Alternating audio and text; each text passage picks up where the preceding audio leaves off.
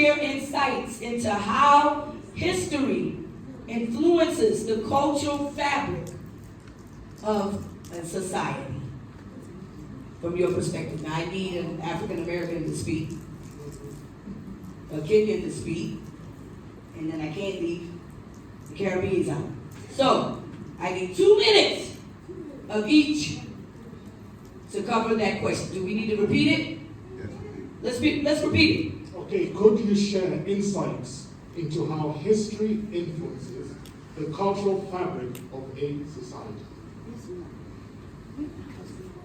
2 minutes. History, or just it's in the name, it's it. That's There's no even a lot of conversation there. We've been given history. his story. And we don't know our story. Yeah. I don't know about who. I don't know. And there's a direct effort today to erase your history. Because the minute you try to remind them about their history, they want to make you feel bad about you making them feel guilty. Yes. That white guilt comes on. Yeah. But it's not about making them feel guilty. It's about understanding who you are. And that's going to define your purpose. Once you understand who you are, that helps you define your purpose. So we exist in a world today where they don't want you to know who you are. I didn't learn about Black history. You got to have a whole month, and it's the shortest month out of the year. 28 days. 28 days to learn about yourself, and it is the most sanitized version they can possibly give you. Because for them, it stops with Martin Luther King, I had a dream. But when you're dreaming, what are you? Sleep. And that is conditional about it. Yes. Yeah. This, as I heard it earlier today, this is an awakening. This is an awakening. It was for me. It was awakening. All those lies they told me in history class. Just lie. Thank you, Ancestor Alex Haley, but my history didn't start with slavery. It didn't stop there. Now I have the opportunity to know all to of meet this. you and interact with you, and to know the beauty of my history. Yes. Be it in the language, be it wherever, to learn the beauty of it. All right? And that's an incredible thing. That is history. That's their story. We have to begin to tell our story. Write it down, put it in a book, write our story. Remember these libraries that they burnt. These libraries that they burnt, they were simply trying to erase your history. Come, let us come and offer for being the people that the name of Israel, or the name of Mumbi, the name of whomever Kissy be no more in their remembrance. And they cut us off.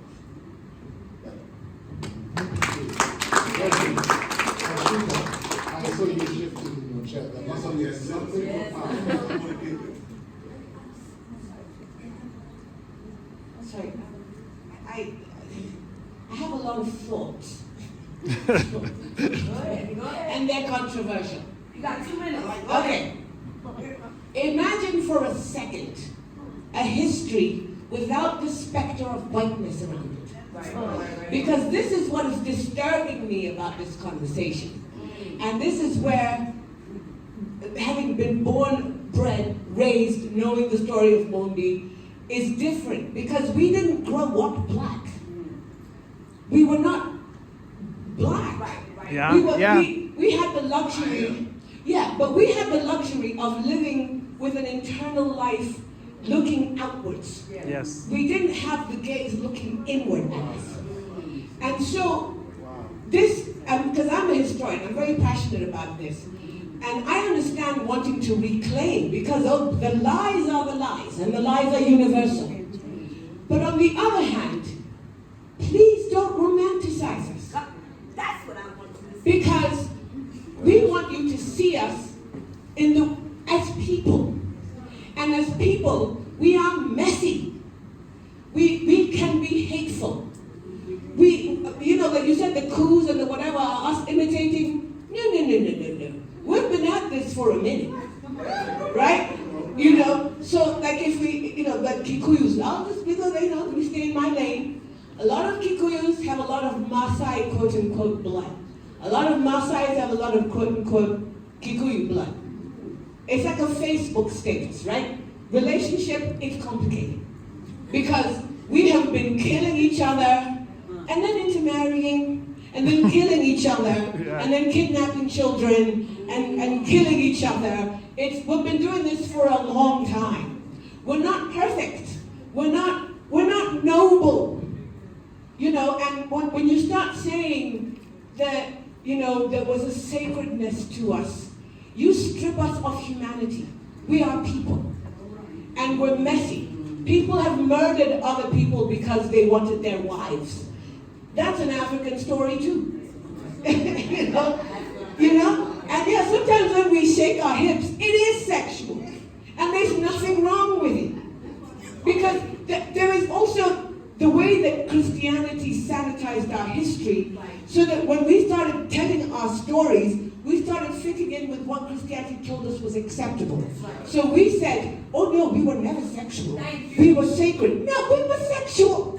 There are some dances that were nothing but sexual. And if you read old stories about what happens, for instance, when a chief dies, sometimes his wife had to have ritualistic sex with somebody else. Ritualistic. There are some schools that are sitting out here. There used to be a culture where you place a spear outside a woman's home. And the people allowed to do that were people who were circumcised with the woman's husband.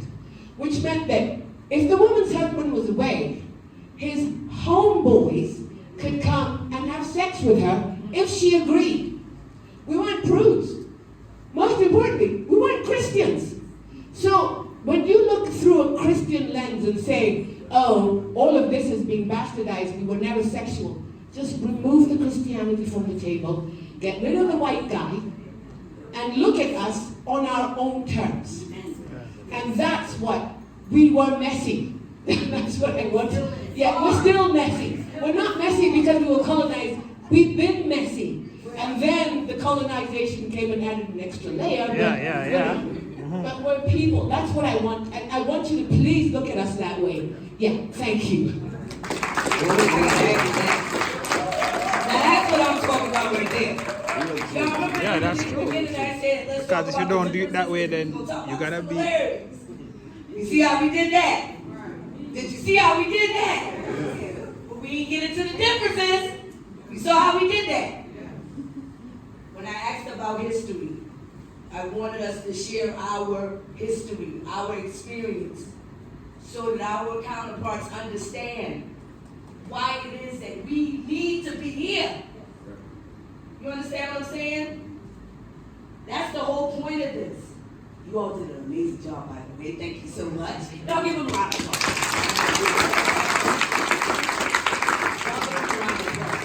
But I agree with you, sister. We messy. We still messy. And we cultivated twerking. Ain't nothing wrong with twerking. We cultivated on that land we call America. That is our land too. We cultivated that. Let's talk about language. Ebonics is a language. I speak Gullah-Geechee. When my great-grandma used to tell me to be quiet, she'd say, "Gal, shut up with your lick mouth. You talk too much, you lick mouth." That's our own language we cultivated on that land. How about the food? How about the food we cultivated around the world? The whole point of this is to represent what we cultivated around the world and bring it collectively here in the motherland. Yes. That's what this is about. And we were able to prove some things. You don't want to touch certain subjects. We were able to prove that. We were able to share some culture experiences. But what I want to do is have difficult conversations as we move forward through this call to action and now evolve into the journey back to Eden. We must have difficult conversations. in order for us to really understand each other. Y'all hear me? Yes. I honestly believe that. Now, we're going to segue into a few questions. Now, I'm going to hold the mic, and you going to talk. I know y'all got questions. What did we talk about? We talked about spirituality, history, language, and we did initiation process. All right, I know a few people had some questions, all right. So for those who have questions about whatever we talked about, please stand. Please stand, stand. I know y'all got questions. There were people who had questions, y'all should have wrote them down now. questions, so I can go around, we ask the questions and we discuss it, so we can go ahead and move on to lunch, and we go into the solution, health and wellness. All right. Thank you very much. My name is Father Kedangi Waiguru, so I'm a Catholic priest, but recently I got married, so we started a new conversation. So if you saw that on news, I was the one. And then on my question, whatever we have gone on, we have done on the issue of language. I wanted to say, being in the church, going through the church, I was able to interact with very many languages until at some time I had 12 languages in me. I had to do Latin because that was the language of the church. And then I went to a mission in Haiti, and so I learned American Sign Language so that I can go and teach some school in Haiti. When I arrived at the airport, I was received by some religious sisters who do not know English. So I saw my name, so I could not communicate anything. I didn't know French, I didn't know Creole. But within 4 months, I was able to learn their language, to learn Creole and the Haitian Sign Language. So I think my thing is to tell you that God has given us enough brain so that we can be able to capture all those languages. Currently, we are doing something with my boss. He's here, he's an advocate at Kitogori, where we have a French village. Because we have realized that language, the more languages you know, is also powerful because they use language to come and colonize us. So we are teaching our kids also French so that we can also go to France and colonize them. Yes. So lastly is on the issue of language and spirituality, and the question is, they translated the Bible into all our languages. Yes. The question we have been asking ourselves, they have never translated the science books, the mathematics, all those very good subjects into our mother tongue. Because they know, as one of the presenters there saying, that language is limited. English limits us, so we are not able to expound. So thank you very much, and I believe this is just the beginning of our conversation. In the month of November, I wrote a letter to the Pope, because I shared with them to tell them that as Africans, we are now of age. You know, when they brought this Christianity to us, we didn't know anything. But now we have doctors, we have whatever, so we can stand on our own. So I'm calling upon all our black people. I'm happy we have now black people from all over. Recently, I also hosted some people from UK, and we had several sessions like this. And so I think we are having a good conversation. It's a new era. We are having something called African Renaissance. Thank you very much. Thank you. All right. Good afternoon, everyone. My name is Zakia Inasuma, also known as Hoshaya. I come from the African Hebrew Israelite community, where I lived there for 25 years.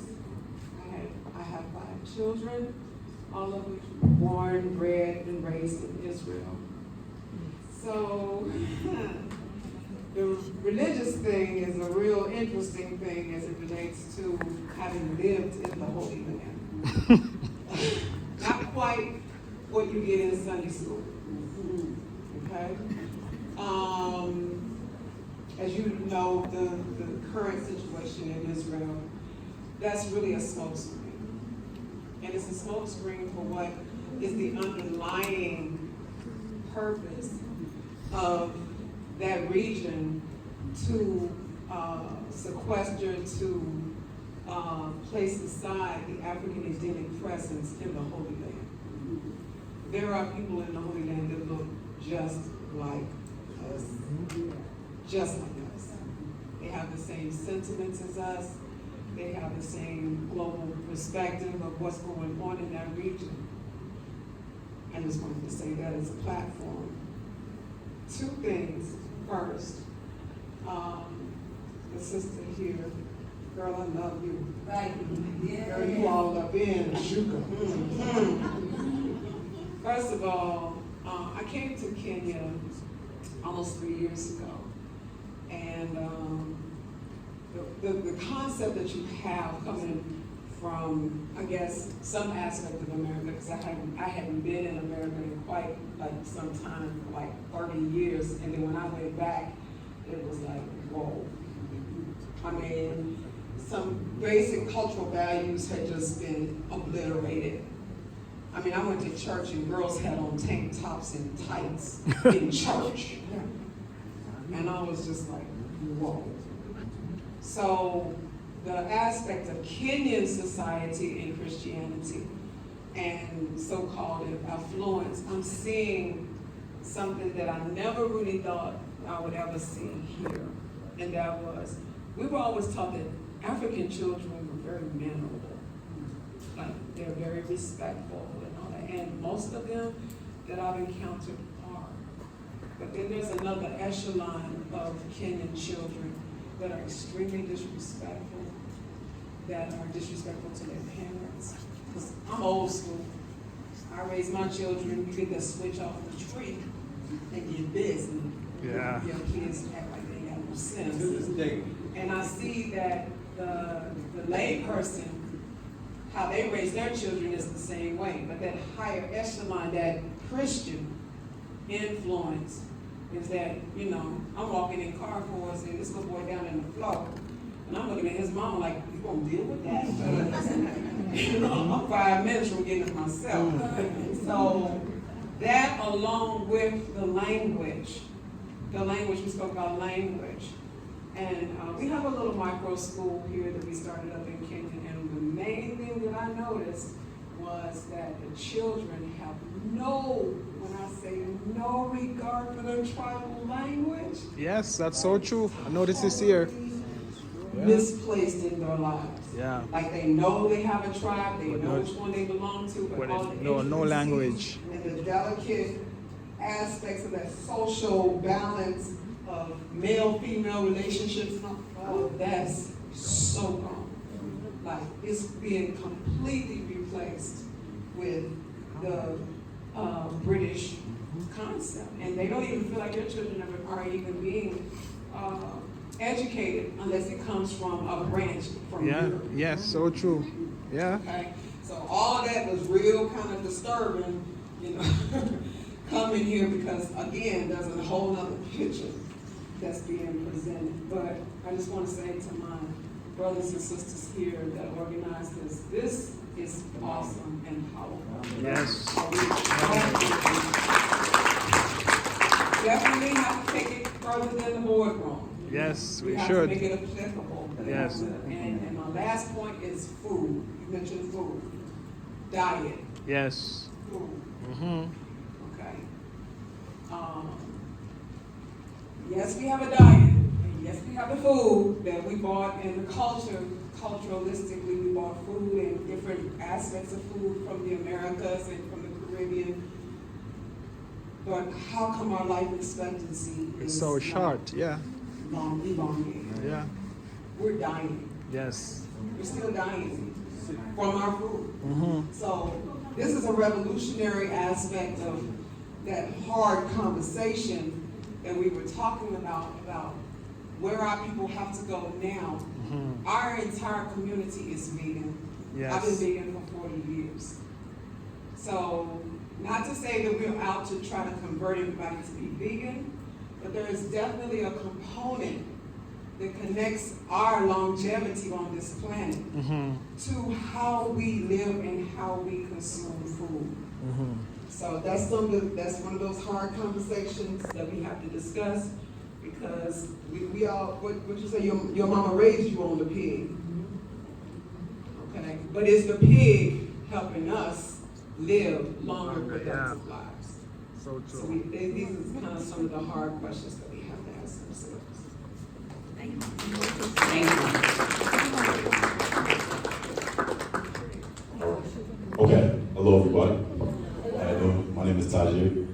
much of a question, but more of a statement too.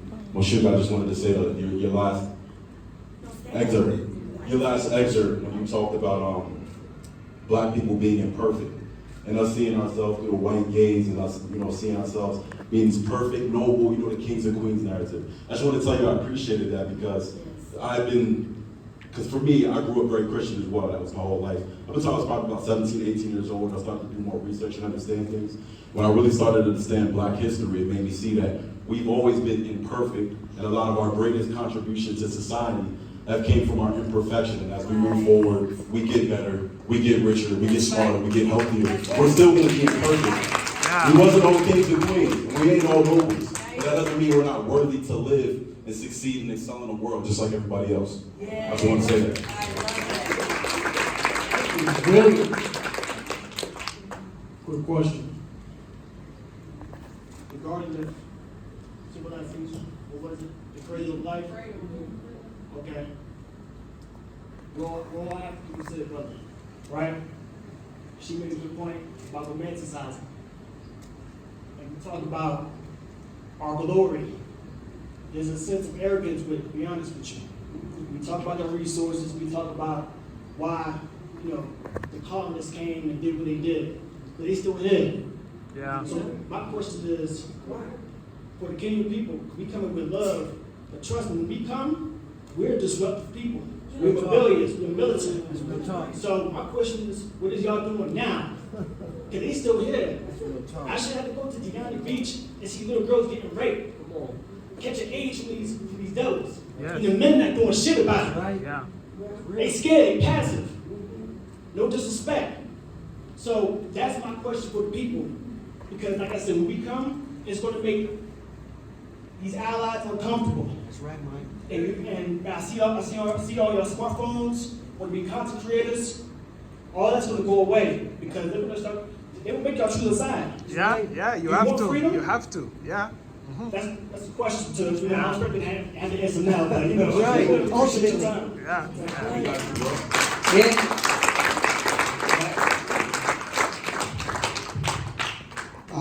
Hello, my name is John. I'm a researcher. So my question is, for the African religion and spirituality, how will these survive the influence of modernity and technological advancement? Thank you. Great question. Can anybody answer that real quick? Say it again. For the African religion and spirituality, how will these survive the influence of modernity and technological advancement? We don't have to answer that right now. We have a health and wellness session afterward, after lunch. Next person. Okay. It's not kind of a question, but just a little statement. I see everybody talking about slavery and the 100 years probably within Kenya, but we never go back and talk about further back before Kenya was here, before South Africa was South Africa, where everybody migrated to different parts and made their own tribes, and some people before that AD time traded with other people on different continents. And even in America, there's pyramids in America. There's mounds. They can see people in Ohio, it's a mound that they found plaques with drawings saying they've been there. It's like they Mecca. They can trade back and forth and go visit the not the United States, but it was North America. And even in China, there's black people in China, native black, all over, indigenous all over, even in America. So the African people migrated all over. So all over the world. And they keep digging. They look for white skeletons. All they find is black people. So it's in Jubilees chapter 1. So I'm not going to read it to you. If you care about it, it's in your spirit, go read it for yourself. That summarizes all of our plight. When the first man was created and he fell from grace, that means all the seed after that was sin. So we talked about that. We all got dirt. We all got it in our DNA. All right? So let me go up. One more thing I got to say. Just the fact that we talk about DNA, do you even know what DNA is? DNA is a spiritual thing. Yes. That we've given a title to. But let's follow that. In the physical, the man talks about DNA. He talks about genetic code. That's kind of like the alphabet. Yes. He talks about gene splicing. That's mixing of words. Right? He talks about sequencing. Okay? But that's in the physical. Let's go to the spiritual. We got the Most High DNA in us. Yes. That means we have the spiritual code in us. So we can't fix, I laugh. Our creator is kind of, he's a humorist. He said, I'm gonna make things so messed up that they ain't gonna be able to figure out how to solve it on their own. They're gonna have to come to me. Yeah. Yeah. And he put it in the scripture. 2 Chronicles chapter 7, verse 14. Some of y'all may know it by heart. The Creator says, if my people who are called by my name shall humble themselves. We can't figure it out. Humble ourselves. Pray and seek my face. He already told us. We got to come to him. Seek my face. Seek my face. What? Turn from their wicked ways and confess their sins and the sins of their fathers. We got all fathers all over the world, right? Then will I hear from heaven and will forgive their sins. And he said one more thing. I will heal their land. Yeah. So that's what's going on now. Yes. Yeah. Yeah. Obviously. We're waking up. Yeah. But the last thing I said, that's the solution. We got to use the Spirit in us. Yeah. You can call him what you want, mother, father, whatever. But if we collectively turn our attention to him and do what I just said, that's listed in 2 Chronicles chapter 7, verse 14. That's our power. Can't nobody stop it because it's spiritual. Yeah. Yeah. When we leave here, we all do that, he will work. Yeah. I'm a living witness. I got here in 2 months. Some of the YouTubers in here, I watched them when I was in America. And guess what? By chance, I saw Kia. By chance, I see Muhammad's here. Do you know what the Most High? By chance, my young lady friend and her family. We have the same mission, her mother and I. Yeah. Never met. Yeah. This is divine, I'm It's trying to tell turning. you. We don't have to figure it out. He orders our footsteps. I'm a living witness. Yeah. Yeah. I've been here 2 weeks, going into the 3rd week. And look where I am. Yeah. Look where we are. So we ain't got to figure it out. Just go to, I don't care if you believe it, just believe what I just said. Just pray to whoever you believe in. If you believe that you're a child of the Creator, pray to that person. And he will do the rest. He said, I'll heal their land. Yeah. When you heal something, what you do? You get rid of the bad stuff, right? Yes. We ain't got to worry about it, focus on the Masukus or anybody else. The Indians, the Arabs. Psalms 83 already said all the other nations are confederate against us. So let's just do that. That's all I have to say. Thank you so much. brother. All right, ladies and gentlemen, we have to break for lunch. They held on long enough for us. So we're going to break right now. We're going to go eat lunch over at the Holiday Inn, and then we'll return back for the solution through holistic health and wellness. We got a plan. Okay, thank you. Yeah, family. This was lunch.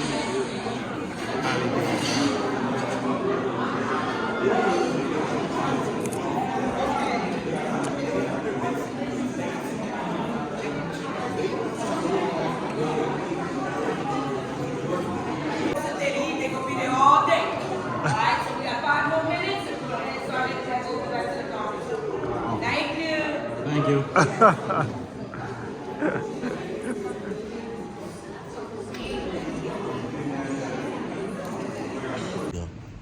Like this house will be ready in 2 years. Right. Yeah. If you buy now. Right. Okay, I can understand what you're saying. Yeah. It's off plan. If you buy it now, it's going to cost you like $40,000. Right? When we finish the house, same unit that was going to cost you $40,000 is going to cost you $65,000. Yeah. You understand? So, and even in off plan. But because you gave us capital, yes, you take advantage of that. Take advantage. And you go to the off plan. Even in the off plan, you don't pay everything upfront. Right. Yeah. No, they give you a payment plan. Yeah, payment plan. So within 36 months, 24 months. Yeah, so you put in an initial deposit of about $15,000. Then the remaining $25,000, you're paying probably like $2,000 every month. Yeah. Over a period of like 3 years or something like yes. Yeah. And by that time, because most people want to buy a finished product, now the prices are high up. Yes, prices are high up. Yeah.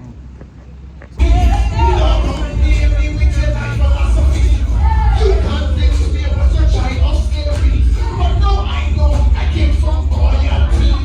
Kidnapped and stolen and sold overseas. Beaten and abused like someone's property. You make my money, you name and this my daddy. 400 years of free labor to get you rich. Acting like you rule the world, but made a mess of it. The power turning hands and to turn them over. The calling of the kingdom is a sign when I get some. I take back my throne, take back my throne. Take what is mine and I can't back home. Babylon, you better just leave me alone. That we need. Don't me with your life philosophy. Africans we are. The ending that we need. Hey, hey, hey. And what do you think was going to happen when we got broke? Realizing we are sons of kings and daughters of queens. And what do you think was going to happen in this time? Demanding our people them to rise and shine. Bright like the firmament. This is our time. In our royal African knowledge journey. Interconnections, change of perception. The former slave masters dripping. And new generations living. Cause in the concept, keep them like this. Live the colonial flipping. You touch the homelessness. We attack your fighting that much by the time we want to die. But now we done with that. Don't come near me with your life philosophy. Africans we are. In the end that we need. Don't come near me with your life. We will teach our own children no our destiny we shall determine now. We will lead in our Father's way. We will decide how we're going to pray. Control our time and move our. If you don't know where you're from, you won't know where to go. And if you let the heathen direct your life or just pain and sorrow, your ancestry is power. Your mission is higher. Open your mind and end the chance. And let's go conquer. Listen, take it higher. Set it fire. Shoot it up. Then I'm a liar. Set them straight. Talk the truth. Tell them who they are. Africans, we. Africans, he did it, can he did it, that with me. He did it, that with me. He did it, that with me. Hey.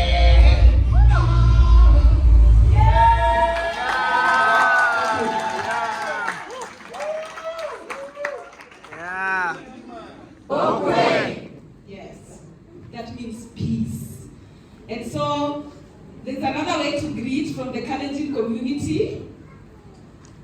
I just want you to show them the chamge. We mocked him. And when you eat, protein is made up of amino acids.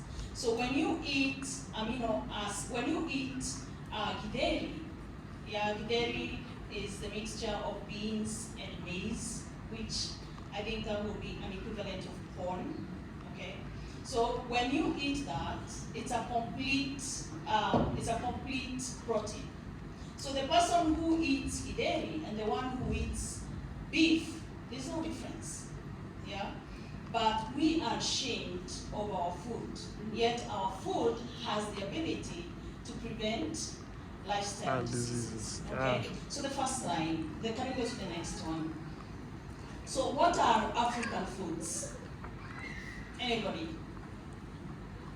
When we say we are Africans, what do we actually mean? Is it the skin? Is it being born here? Yeah? Are you like sleepy? Yeah? Did you eat too much? So what are African foods, yeah? So a lot of people are moving from the villages to the city, crowding the city, and so nobody is planting food. It's true. It's true. It's true. Another way, one more. That Mr. Someone.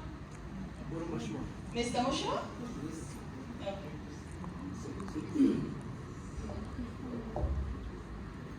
Yes, another way is to do urban farming. Since 2018, the Kenyan government passed what we call the Urban Farming Act. So you can do a lot of vertical farming. We are doing wall gardening. You can use sacks, you can use a bucket, all kind of a thing. And the other issue I came a little bit is about water harvesting. Very unfortunate that this country and most of Africa never doesn't do that. When it rains, the rain is killing people, animals, destroying crops, and it goes to the Indian Ocean to become salt water. After a few months, people are dying because of hunger. And I was in Egypt during COP27. They're doing a lot of water harvesting. Israel is doing the same, and I believe neighboring Rwanda. So if this country in African continent can do a lot of water harvesting, we can do water pans, we can do a lot of gutters. So I think we can encourage people to grow their own foods, and more importantly, teaching our children from early age to start farming. So that as they grow older, you'll be able to ensure that they are growing their own foods. Thank you. Very good point. Yeah. We have Mr. Kamana here, just one. Let me give me.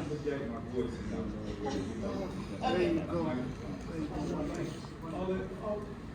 Okay. As you were about to say, you was talking about the children, as you was expressing that. We need to put the message in the music, just like all other social messages is out here. We need to apply that whole concept in the music. Sure. So it's some applied in plays, shows, all of that kind of thing. It's just putting it in the activities, talking about it. That doesn't resonate as much as when you put it in the music. And that's something I do. I use hip hop as an educational tool. Wow. All hip hop education. You should do some for us. Oh yeah. Right? Yeah. My name is Joan, and my biggest concern is not that we are not growing our food. Yes, we are not. But now that you're in that platform, I need you to push for quality seeds. Oh, You see the githeri you're talking about? That is true. The beans we ate 10 years ago It's not the were same. 90% protein. Yeah.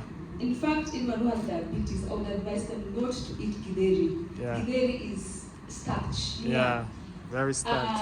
I like Miss Elizabeth what she has said. I have seen what diabetes can do. My dad was on pharmaceutical drugs for many years. He's been on dialysis for 5 years now. And no, that's fine. But now I have seen what food can do. So I no longer say you need to plant our food. No, what food are you eating? Yes, potatoes are ours, sweet potatoes are ours. Sweet potato we ate when we were growing up. It's not the same sweet potato. That's true. So this is a challenge to you. Yeah. I'm throwing to you, Ms. Patricia, because you go to those rooms. Yeah. Please tell them we need quality seeds.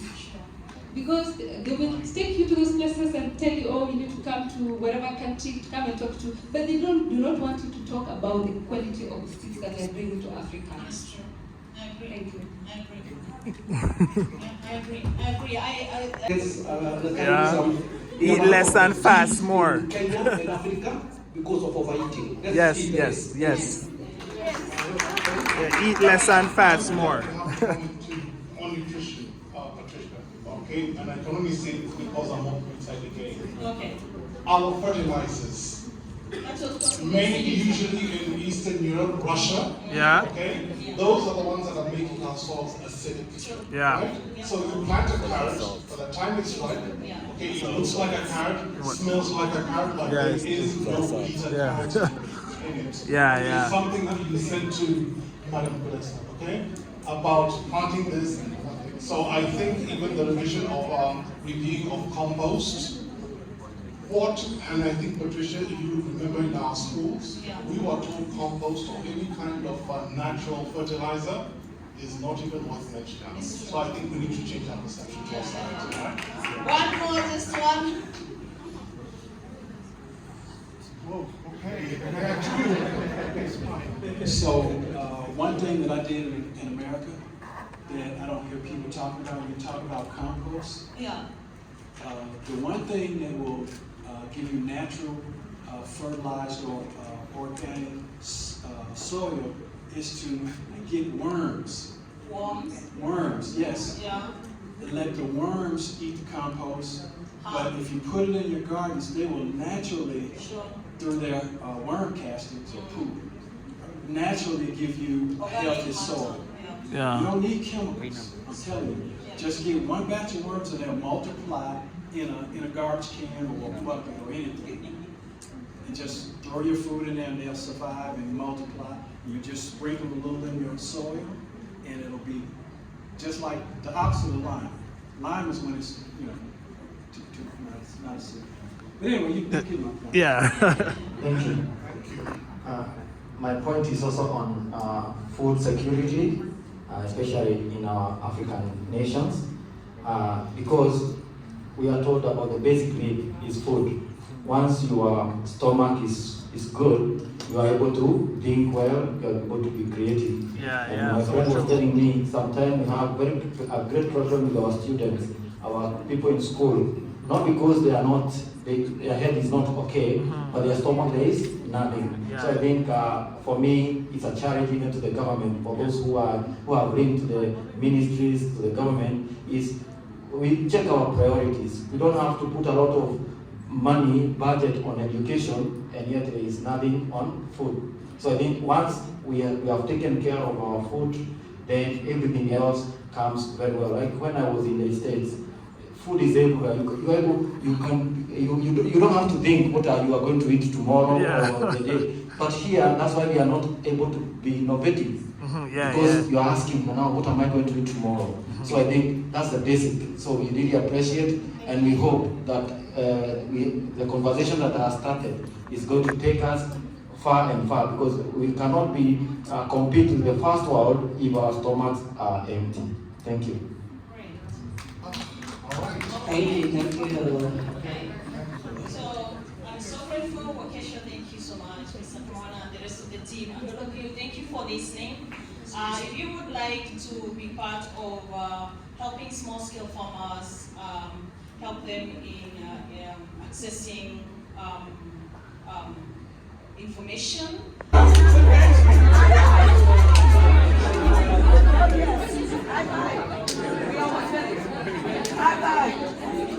Yo, this is something I'm gonna sing. High five, sister. Yeah. Once again, keep it hold up. My name is Alkaline. I'm an agriculture consultant. Encourage you guys to follow everyone. Regenerate the soil. And this song, while it may sound particularly to people coming from the diaspora, it's for everyone to enjoy. Okay? DJ, I know you're afraid to shake it like a right.